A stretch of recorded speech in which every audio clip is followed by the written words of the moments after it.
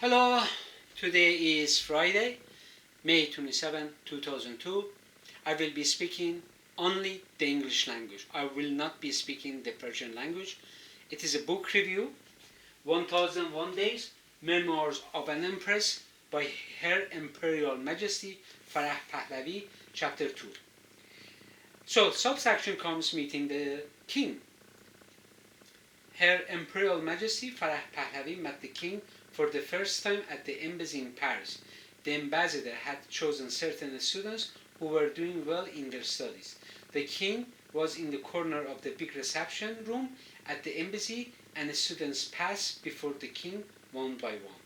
My father's brother, Esfandiar Diba, was an adjutant to the king, who discussed my scholarship with Mr. Zahedi abroad. Mr. Zahedi married the king's first daughter, Shahnaz, from the king's first marriage, Princess Fawzia. One day, Princess Shahnaz invited His Imperial Majesty Pahlavi to their home with other young women. The king entered the social function and began to have a conversation with everyone. The king enjoyed his conversation with His Imperial Majesty Pahlavi. His Imperial Majesty Pahlavi had a moment of epiphany. She began to notice the king was a mortal person like anyone else.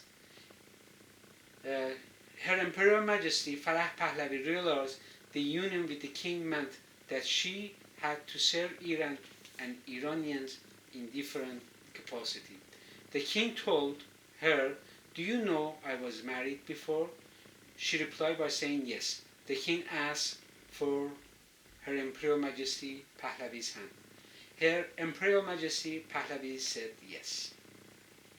Her Imperial Majesty Pahlavi received letters regarding the marriage to the king that they had malicious in nature to discourage her from marrying the king, such as age gap. She ignored the letters and remained steadfast in her decision to build Iran with the king. The king's family. The king invited Her Imperial Majesty Pahlavi to meet his family. The first meeting involved the king's mother. She found the king's mother to be a delightful person because she was down to earth. The king's twin sister Ashraf was an intelligent and high-performance person who dedicated her life to the progress of Iran. The Pahlavi family had a tight-knit relationship. They would get together several times a week. She found every occasion cheerful because she treated everyone equally. Paparazzi. Her Imperial Majesty Pahlavi traveled to Paris, France, to go shopping for her wedding. When she arrived in Paris, the paparazzis were all ready to snap pictures of her where she was, even at hotel. I cannot pronounce the name. It's French. Crillon. Wedding day. On December 21st, 1951, Her Imperial Majesty Pahlavi tied the knot with the king at the Marble Palace.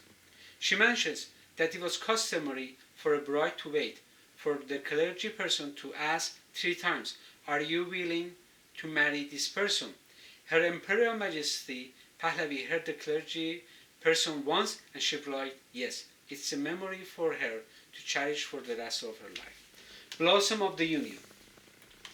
Her Imperial Majesty Pahlavi became pregnant with the first child. She did not want her child to receive foreign medical treatment.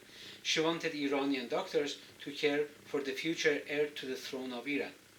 She selected a hospital in the southern part of Tehran, which was impoverished. On October 31st, 1960, Reza, the first son of the king and queen, born. The news brought joy to people's hearts. On March 12, 1963, Shahnaz was born. The second child was a girl. On April 28, 1966, the royal family had a second son, Ali Reza, named after king's brother who lost his life due to an airplane accident. On March 27, 1970, Leila Pahlavi was born. Ending feudalism. On January 26, 1963, the king passed a bill in the parliament which approved ending feudalism in Iran and opened Iran's economy toward welfare liberalism. Assassination attempt. On April 10th, 1965, one assassin used an assault rifle with military-grade bullets and opened fire at the king while the king was working at the Marble Palace. The assassin could not pass the immortal guards, and several guards sacrificed their lives for the king's life. The king's mind frame. One night, the king summoned one of the conspirators to the palace. The conspirator regretted what he did. The king forgave him. The king many times forgave those individuals who took part in his assassination. The king believes firmly in his destiny and in the will of God. He says, I shall be there as long as he thinks it is necessary for me to be there. Page 58. Coronation ceremony.